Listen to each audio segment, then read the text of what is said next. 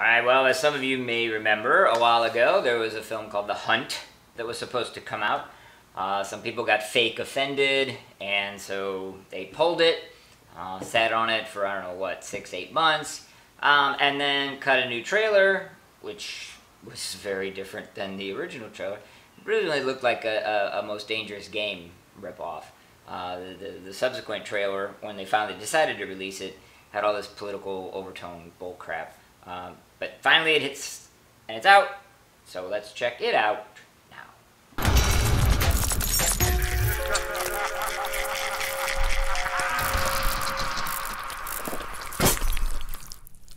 Alright, I gotta let everybody know up front, it's gonna be a spoiler-filled review. If you haven't seen it yet, go check it out.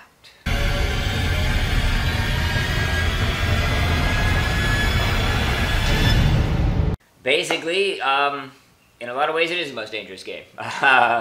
Bunch of people are kidnapped, thrown out in the woods. It's sort of a ridiculous premise. They get this whole big gun rack, pull the guns out, and then people are just sniping them off from a distance in cover. It's kind of weak sauce.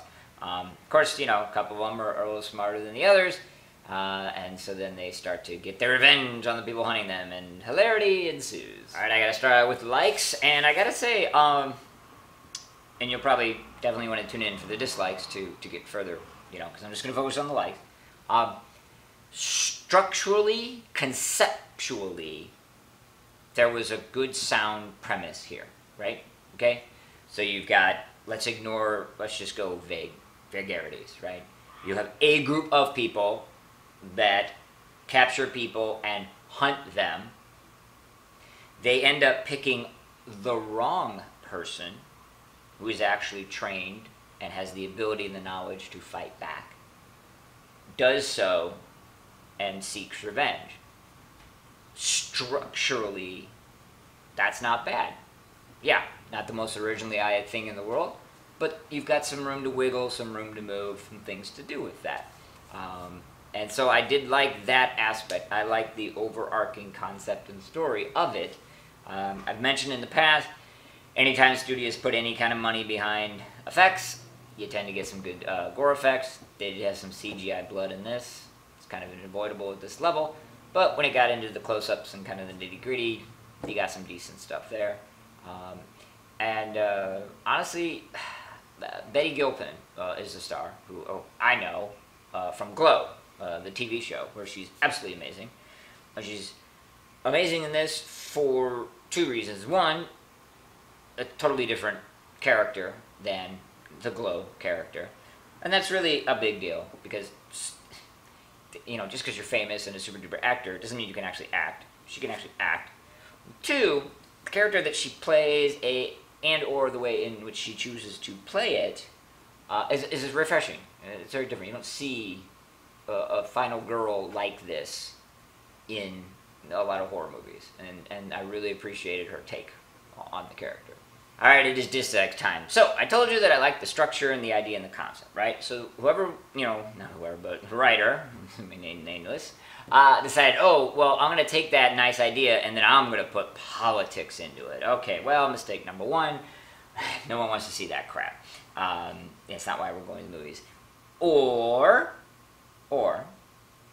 if you add politics into it and you go down one lane, okay, then yes, you will alienate half your audience, but the other half will absolutely adore it, okay? So your choices are, leave it apolitical, just drop that crap, and you've got a nice broad audience.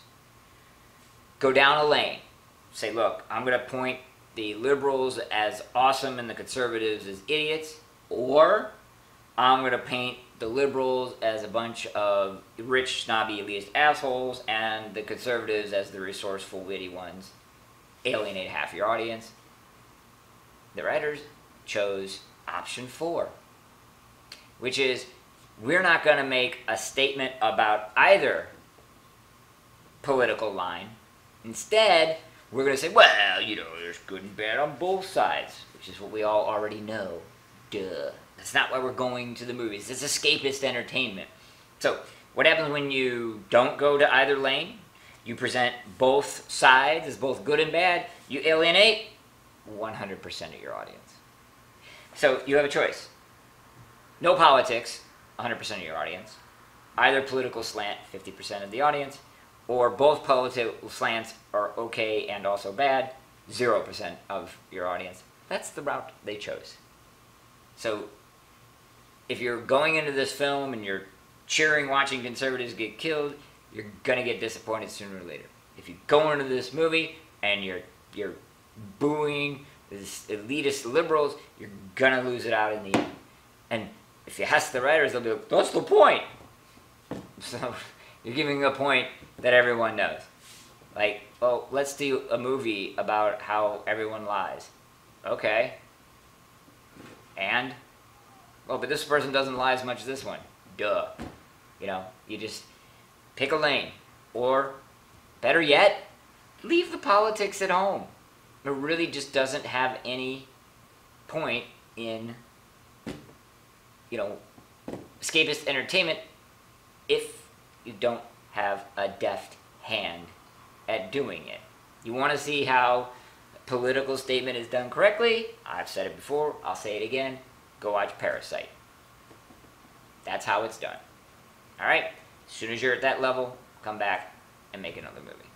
Alright, it is Pinhead times, and again, I'm only going to mention this a couple times, but people have said, hey, what's the scale? Okay, I haven't revealed that, so this is going to be out of 5 Pinheads. Like I said, political crap just ruined it. Utterly ruined it. The structure of the concept was good, but not the greatest, so it is going to be 1 Pinhead out of 5.